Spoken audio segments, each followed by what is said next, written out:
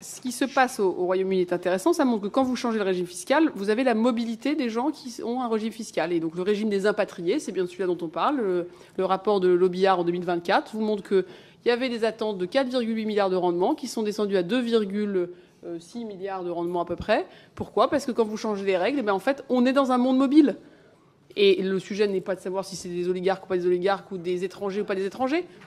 Non, mais à partir du moment où nous vivons dans un monde où on peut bouger son capital, bouger de résidence fiscale et donc changer de localisation son patrimoine et ses actifs, si la France est seule à avoir un régime fiscal différent, et je suis d'autant plus vraiment détendue pour vous en parler que j'ai porté moi-même à l'OCDE comme ambassadrice, à la demande du président de la République et de Bruno Le Maire, le fait que nous créions un pilier dit 3 dans la négociation de l'OCDE qui s'appellerait taxe et inégalité, dont le but serait d'arriver, comme nous l'avons fait sur les multinationales, alors que personne ne croyait que c'était possible en novembre 2021, un accord mondial, pour que, mais je vous remercie de votre soutien, mais ça a été un long travail, madame la députée, pour que nous arrivions à faire le même travail de cartographie des régimes fiscaux, l'identification des mécanismes qui permettent, au fond, d'échapper à l'impôt selon la différente typologie de revenus ou de patrimoine, et que, le cas échéant, nous lancions une négociation mondiale.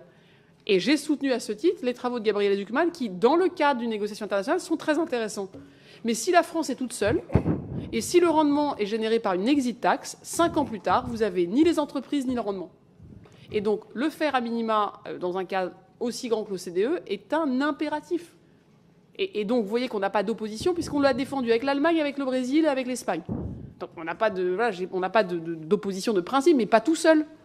Pas pour avoir raison contre tout le monde, qui fera qu'à la fin, on aura tous tort. Et il nous semble que ce n'est pas la bonne ligne.